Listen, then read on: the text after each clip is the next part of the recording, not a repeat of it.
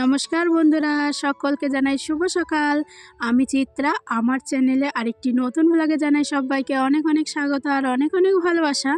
আশা করছি যে যেখান থেকে আমার ব্লগটি দেখছো সবাই খুব ভালো আছো, সুস্থ আছো, আর আমরাও বেশ ভালোই আছি। আর আজকের দিনটাও সবার খুব ভালো কাটুক সেই কামনা করেই শুরু করছি আরেকটি নতুন ব্লগ। আর আজকে হচ্ছে সোমবার, আর এখন বাজে সকাল ওই 8টার মতো। তো ঘুম থেকে উঠেই বিছানাটা আগে তুলে নিচ্ছি। আর এখানে এসে সেই রকম কাজকর্ম বলতে তো কিছুই থাকে না। তো যাই হোক, সকালবেলা ঘুম থেকে উঠে বিছানাটা তুলি। আর বিছানাটা তোলার পরে দেখো কত নোংরা হয়ে গেছে। আর রাতে প্রাপ্তি বিছানায় শুয়ে শুয়ে মুড়ি খেয়েছিল, তো সেই জন্য দেখতেই পাচ্ছ কতগুলো মুড়ি পড়েছে। তো যাই হোক, এখন আমি ঘরটা ভালো করে ঝাড় দিয়ে নেব। আর আমাদের গাড়িটা এখন আমাদের ঘরেই থাকে, কারণ হচ্ছে গাড়িটা যেখানে থাকতো, মানে যে ঘরে থাকতো সেই ঘরটা ভাঙা পড়েছে, তো নতুন করে আবার ঘর হবে সেখানে। তো সেই জন্য বাইকটা ভেতরেই ঢোকানো থাকে। তো যাই হোক, এই যে প্রাপ্তি এখন মোবাইলটা নেওয়ার জন্য ভীষণ বায়না করছিল। তো ও একটা নতুন জুতো কিনেছে, তো সেটাই তোমাদেরকে দেখালাম। তো তারপরে যে এখানে ব্রাশ করে নিচ্ছি। আর অনেকটাই বেলা হয়ে গেছে, রোদ্র উঠে গেছে। তো এখানে ব্রাশ করে নিচ্ছি, প্রাপ্তিকেও ব্রাশ করিয়ে দিয়েছি। তো ব্রাশ ট্রাশ করে আমরা একটু বাজারে যাব। আর আজকে বাড়িতে পুজো আছে, তো সেই জন্য মা বলল বাজার নিয়ে আয়, কিন্তু রান্না করব পরে। তো এখন আমি বাজারে যাচ্ছি। আর বাজারে বাবা বলে দিয়েছিল যে মাংস নিয়ে আসবি, তো সেই জন্য বাজারে গিয়ে লোকটাকে বলাই ছিল, শুধু আমি গিয়ে নিয়ে এসেছি। তো এই যে দেখো, আমাদের বাড়ির পাশে ছোট্ট একটা বাজার, এখানে কি না পাওয়া যায়, সবই পাওয়া যায়। আর শাক সবজি থেকে শুরু করে মাছ মাংস সবই পাওয়া যায়। বন্ধুরা, সকলকে জানাই শুভ সকাল। সবাই কেমন আছো? আশা করছি সবাই খুব ভালো আছো, সুস্থ আছো, আর আমরাও বেশ ভালোই আছি। আর আমার আরেকটি নতুন ব্লগে জানাই সবাইকে অনেক অনেক স্বাগত আর অনেক অনেক ভালোবাসা। বাবার বাড়িতে কালকে এসেছি, তো আজকে পরের দিন সকাল। তো আজকে আমাদের বাড়িতে পুজো হবে, বাস্তি পুজো। তো সেই পুজোর জন্য মা সব জোগাড় যন্ত্র করে রেখেছে। তো এখনো ঠাকুরমশাই আসেনি, তো যখন আসবে তখনই আর কি পুজোটা হবে। আর আমি এই যে পেছনে চলে এসেছি আম বাগানে।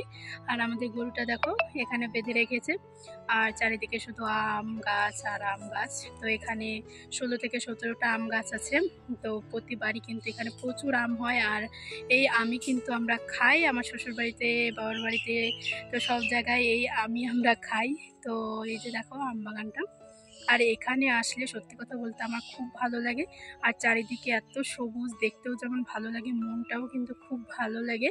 এটা কিন্তু আমার পছন্দের একটা জায়গা। আর যদি ভালো লেগে থাকে তাহলে একটা লাইক কমেন্ট শেয়ার করে দেওয়ার, সাবস্ক্রাইব করতে ভুলো না। তো চলো তোমরা দেখতে থাকো। আর এখানে মা কিন্তু সব কিছুই রেডি করে রেখেছে। এখানে একটা উনুন কেটে রেখেছে, এখানে ভোগ রান্না হবে। তার সাথে কিন্তু মাটি দিয়ে একটা মূর্তি বানানো আছে, ওটাই কিন্তু পুজো হয়। আর এটা যেহেতু ভিত পুজো, আর আমাদের ভাষায় যেটা বলে বাস্তি পুজো, তো সেই জন্য মাটি দিয়ে একটা আকৃতি করে নিয়েছে ঠাকুরের মতো, সেখানেই কিন্তু পুজো দেওয়া হয়ে থাকে। তো এখানে দেখো পুরোহিত মশাই চলেও এসেছে, আর ওই যে ভোগ রান্না করেছে। তো ওই ভোগটাই কিন্তু 3টে কলা পাতায় দিয়েছে। তো এইভাবেই এই পুজোটা হয়ে থাকে। তো যাই হোক, এখন পুজো হবে। তো চলো তোমরা দেখতে থাকো, আশা করছি ভালো লাগে।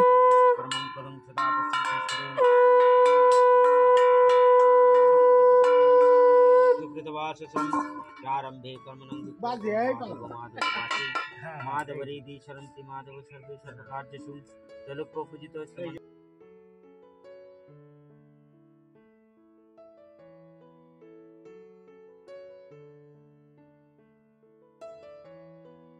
তো যাই হোক, এখন পুজো কমপ্লিট হয়ে গেছে। আর এখন আমি প্রসাদটা মেখে নিচ্ছি। আর পুজোর সময় তো অনেক ফুল, তুলসী পাতা এগুলো ছেটানো ছিল, তো সেই জন্য সেগুলো বেছে এখন ফলগুলো ফলের থালায় রাখছি। আর আতপ চালটা এখন আমি চিনি, কলা, দুধ সব কিছু দিয়ে ভালো করে মেখে নেব। তার সাথে কিন্তু প্রসাদ আছে, যেটা হচ্ছে ভোগ রান্না হলো ক্ষীর। এটার নাম আসলে ক্ষীর বলা হয়। তো এই প্রসাদে কিন্তু চিনি দেওয়া হয় না, মানে দুধ আর আতপ চাল দিয়েই মানে রান্না হয়ে থাকে, সেটাই ঠাকুরকে দেওয়া হয়। তো যাই হোক, প্রতিবার সেটাতে চিনি দেওয়া হয় না, কিন্তু এবার আমি দিয়েছি, মানে নতুন গুড় যেটা এনেছিল সেই গুড় দিয়েছি, তার সাথে কিছুটা চিনি দিয়েছি। তো যাই হোক, খুব একটা মিষ্টি করিনি, হালকা মিষ্টি হয়েছে হয়তো, এখনও তো খেয়ে দেখিনি, বলতে পারবো না।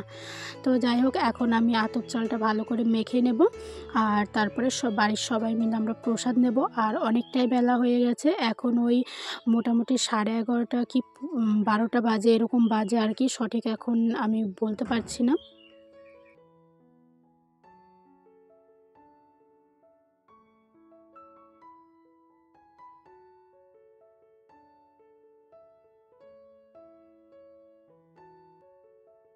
আর এই প্রসাদটা কিন্তু গরম গরম খেতে খুবই ভালো লাগে। তোমাদের যাদের এই পুজো হয়ে থাকে তারা তো জানোই, আর যাদের হয়নি তারা তো বুঝতে পারবে না।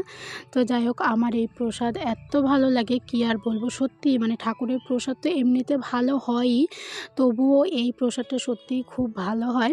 তো যাই হোক, এখানে খাওয়া দাওয়া করে তারপরে এই যে মা রান্নাবান্না শুরু করে দিয়েছে। আর সকালবেলা মাংস এনেছিলাম, তো সেই মাংসই রান্না হবে, তার সাথে একটা নিরামিষ তরকারি হবে। মা যেহেতু মাংস খায় না, সেই জন্য নিরামিষ তরকারি, আর আমাদের জন্য মাংস।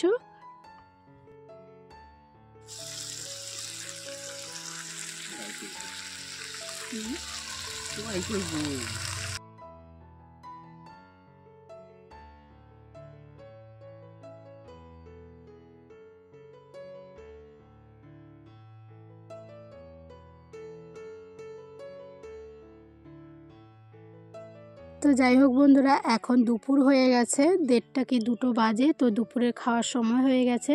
তো এই যে এখন আমি খেতে বসে গেছি। তো চলো বন্ধুরা, আজকের মতো ব্লগটা এই পর্যন্তই। আর আজকের ব্লগে যদি কিছু ভালো লেগে থাকে তাহলে অবশ্যই একটা লাইক কমেন্ট শেয়ার করে দিও, আর সাবস্ক্রাইব করতে ভুলো না। আর চ্যানেলে যদি নতুন বন্ধু এসে থাকো তাহলে অবশ্যই আমার চ্যানেলটিকে সাবস্ক্রাইব করে আমার পাশে থাকার অনুরোধ রইল আমার পরবর্তী ভিডিও দেখার জন্য। তো চলো, আজকের মতো এই পর্যন্তই, দেখা হবে আরেকটি নতুন ব্লগের সাথে। ততক্ষণ তোমরা খুব ভালো থেকো, সুস্থ থেকো, সাবধানে থেকো। টাটা বন্ধুরা।